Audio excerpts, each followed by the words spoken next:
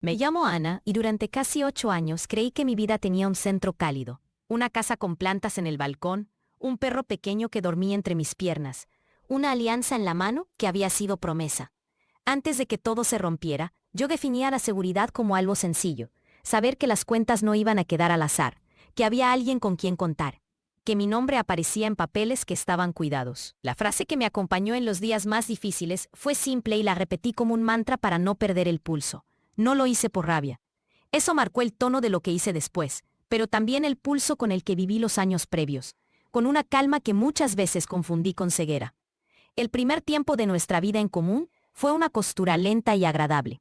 Nos conocimos en un seminario pequeño, compartimos un café que se alargó hasta la noche y sin prisa. Construimos una rutina que parecía lógica.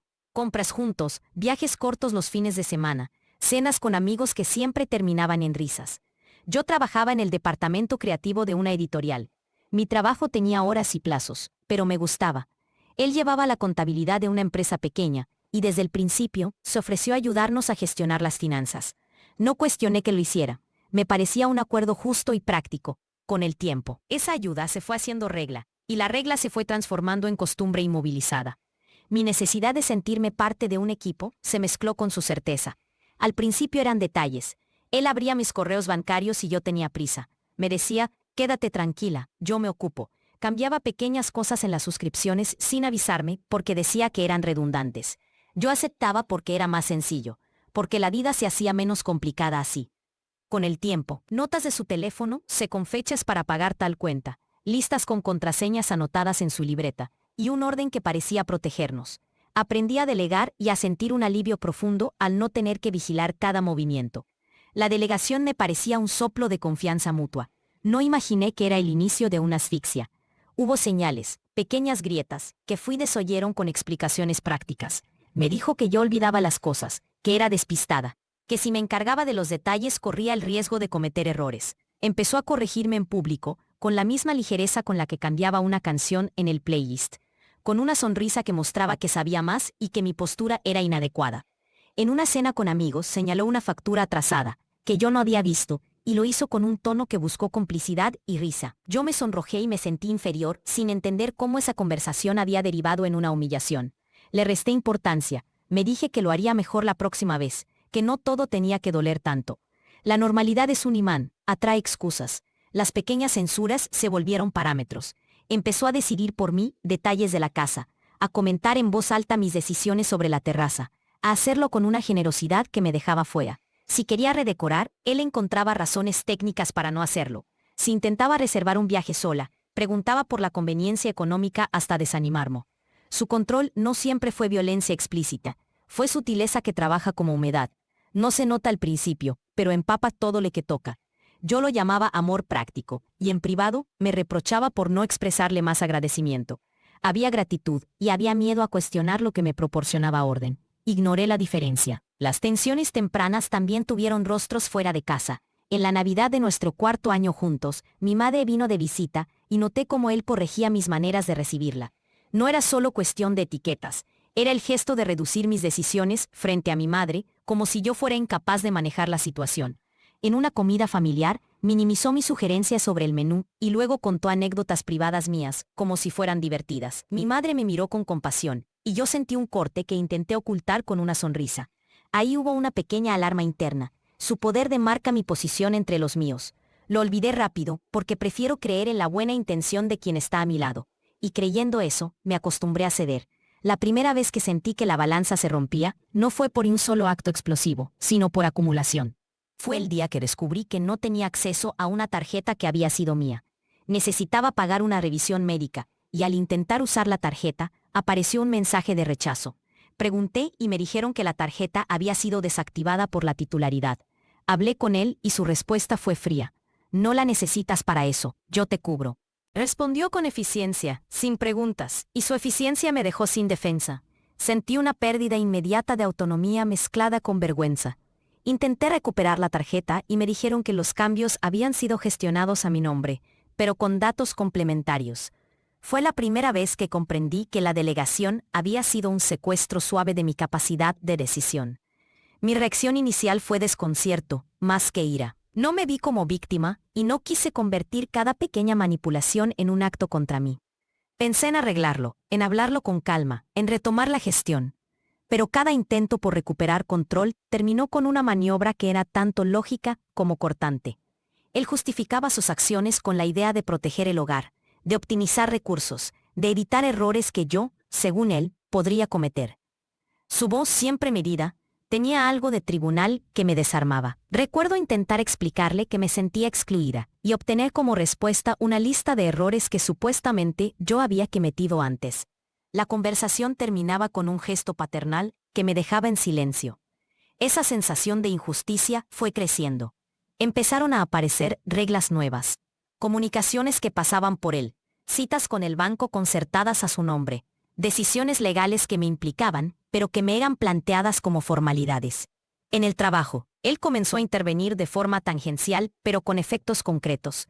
Llamadas para verificar datos de mi empresa bajo el argumento de que ambos éramos copropietarios de ciertos bienes. Sentí que mi identidad se diluía en el nosotros que él definía, y que cada vez tenía menos herramientas para repeler una invasión que estaba vestida de casa común. Eso me hacía más vulnerable socialmente. Amigos le ofrecían espacio para decidir por mí. La gente asumía que yo estaba de acuerdo con las cosas que se hacían en mi nombre. Las consecuencias se extendieron. Un día, mi jefe me comentó en una reunión que habían llegado notificaciones de domiciliaciones inusuales en mi cuenta. Yo no había autorizado nada, y al ir a mirar, descubrí cargos que no reconocía.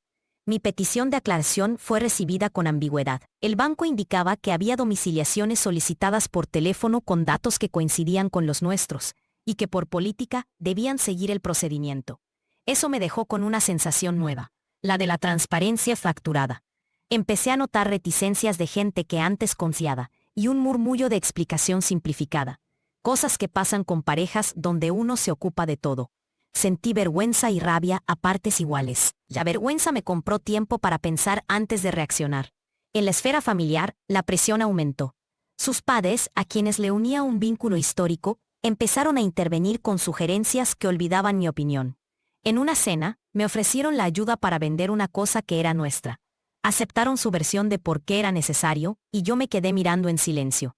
Era una presión social organizada que encontraba en la costumbre la excusa para desplazarme. Me esforcé por no convertir cada gesto en acusación, pero el peso aumentaba. No era solo control económico, era la reescritura de mi presencia en ese tejido. El punto de quiebre no fue una discusión, sino un descubrimiento frío. Era tarde de invierno. Él estaba en la ducha y el perro dormía junto al sofá. Tenía su teléfono encima del mueble, pantalla encendida. Una lista de notas que hablaba de algo que no entendía al principio. Fechas, transferencias programadas, nombres de personas con anotaciones. La curiosidad fue más fuerte que la prudencia. No busqué con afán, pero lo que vi fue tan claro como una sentencia.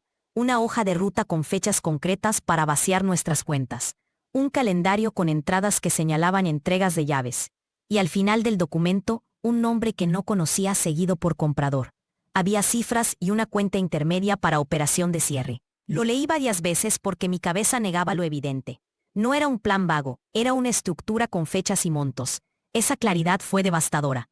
No hubo grito, no hubo escena. La primera sensación fue una frialdad que me atravesó como si alguien hubiera abierto una ventana en mi pecho y dejara entrar viento helado. Todo el ruido habitual de la casa se transformó en un fondo opaco. Me senté, el perro me olfateó, y yo no pude hablarle. Empezaron a desfilar los recuerdos de años, las pequeñas correcciones en público, las cancelaciones de mis tarjetas, las conversaciones donde mi voz quedaba al borde. Comprendí que lo que yo había llamado cuidado era, en su estructura última, una estrategia para desplazarme y apropiarse de lo que consideraba propiedad. Era una revelación que no permitía discusión. Esa noche fue larga. Revisé la hoja de ruta otra vez y vi cómo las fechas encajaban con ciertos eventos. Su viaje de trabajo justo antes del gran retiro de fondos. La visita de esos supuestos compradores que yo había saludado sin sospecha. Encontré capturas de mensajes donde él confirmaba montos y horarios. Había un tono burocrático en su lenguaje que lo despejaba de cualquier afecto. Todo era una operación. Me acompañó una mezcla intensa de pérdida y lucidez. Había perdido la seguridad que creía eterna, pero recuperaba la posibilidad de actuar sin teatro. No quería que la traición siguiera sembrando hechos. La noche fue de decisiones silenciosas. No quería enfrentar a nadie sin un plan, porque sabía que cualquier confrontación impulsiva podía servirme en contra. Él sabía manejar las cosas impostando calma. En los días siguientes comencé a preparar. Empecé por recopilar papeles, pedir extractos, anotar movimientos. Fui fría en mis cuentas porque la urgencia pidió frialdad. Pedí citas en el banco bajo otros pretextos. Solicité copias de documentos que creía que no estaban en mi poder, y me aseguré de guardar resguardos en un lugar al que él no tuviera acceso. Cada acción no estaba señalada por la palabra venganza. Era un ordenamiento lento de lo que aún era mío. Mientras preparaba, observé cómo mi alrededor interpretó lo que estaba pasando. A algunas personas les costó creer que lo que veía era real. Amigos comunes minimizaron al principio, seguro hay una explicación. Pero también hubo quienes, al ver mi calma organizada, hicieron preguntas y ofrecieron discreción. Mi familia reaccionó con incredulidad y con un amor pragmático que me permitió disponer de un refugio. Mantener el secreto sobre mis acciones era esencial. Si él sospechaba, podía acelerar fechas y consumar la operación. Esa posibilidad me exigió prudencia y una determinación que antes no había necesitado. La escalada de injusticias tuvo un culmen cuando el plan empezó a avanzar en tiempo real. Vi que en las fechas previstas aparecían avisos de visitas para valorar la casa y transferencias programadas desde nuestras cuentas a cuentas intermedias. Noté que la gestión legal estaba siendo adelantada por personas que yo no conocía. Sentí que había un corrimiento de mi vida hacia una escena donde yo ya no tendría voz. Internamente, el apretar de la situación me condujo a momentos de vértigo. Imaginaba llegar a un día y que no quedase nada que defender. La presión no solo fue económica, fue social, porque la casa que dejaba de ser un refugio podía convertirse en un tablado que mostrara mi derrota. Aumentó la presión en el trabajo también. Hubo momentos en que me costó concentrarme y las excusas de un mal día sentían demasiado frágiles. Evité explicar nada en la oficina porque sabía que cualquier información podía llegar a oídos equivocados.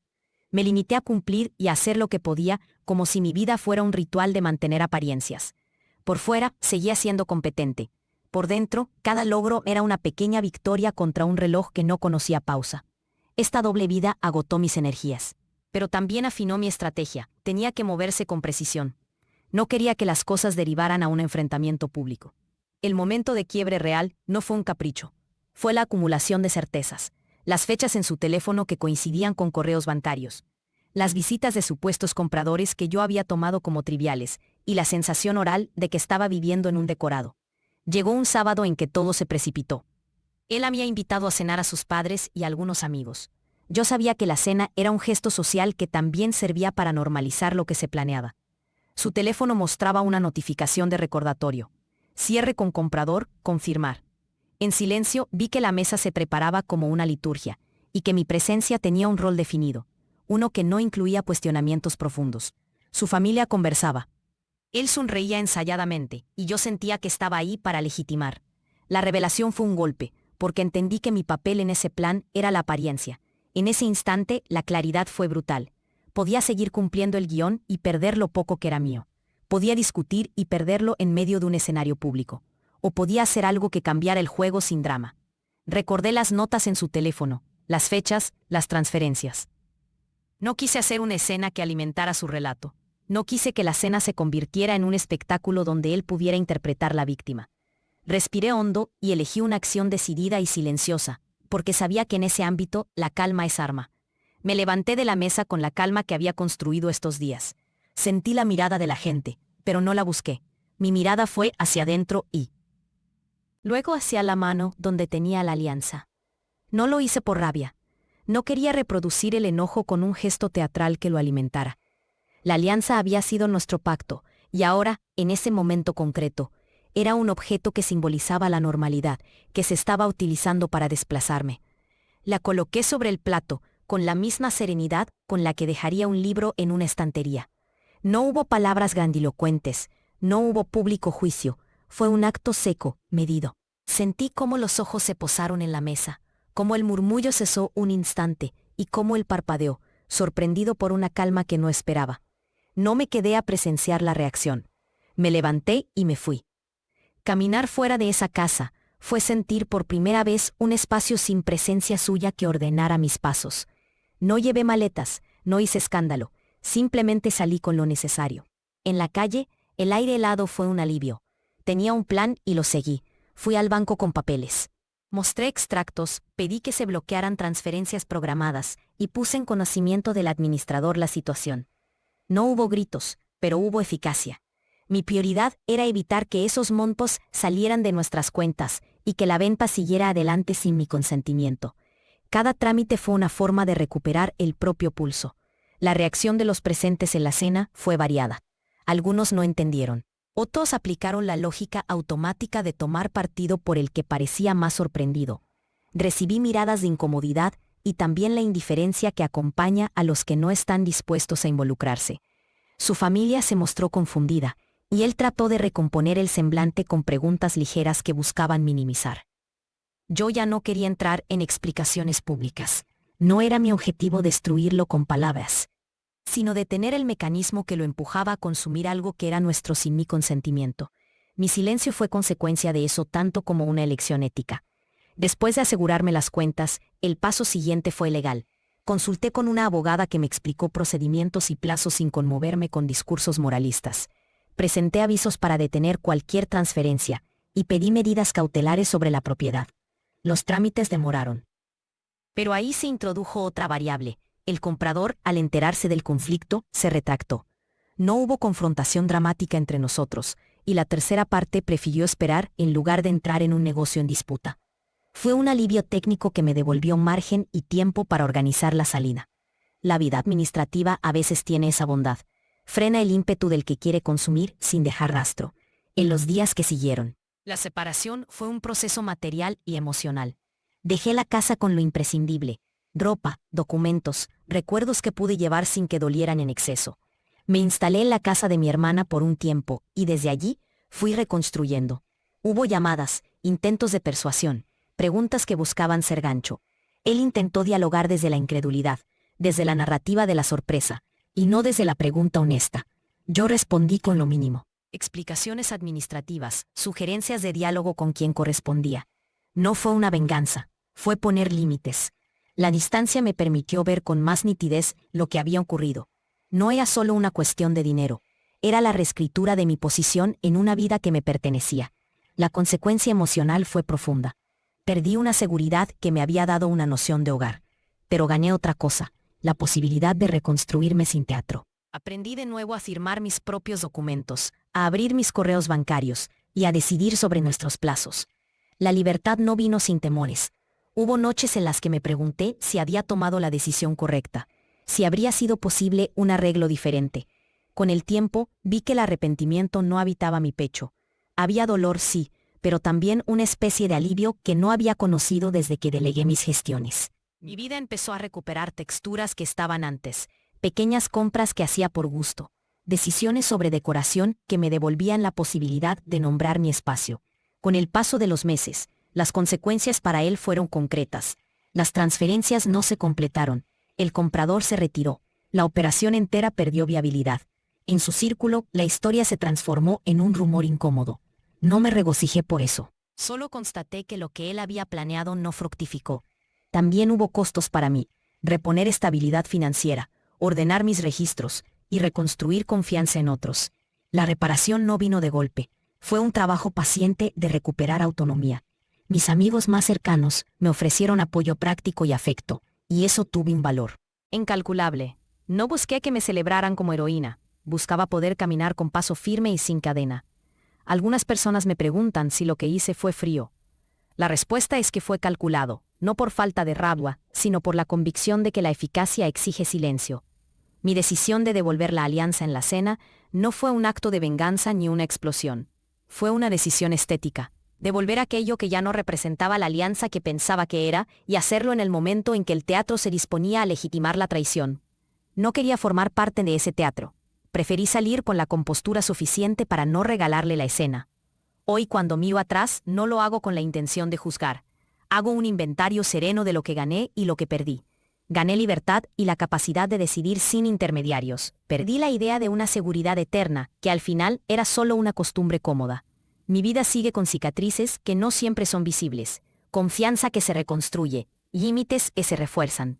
También hay espacios nuevos: una mesa de videos donde trabajo en proyectos propios, una terraza que vuelvo a llenar de plantas y un perro que ahora duerme en mi cama sin roles ajenos a mi cuidado. La reconstrucción es un trabajo lento y no siempre lineal. En la superficie, la casa quedó, las cosas quedarán y él seguirá su historia. Para mí, lo importante fue recuperar la capacidad de nombrar mis pasos.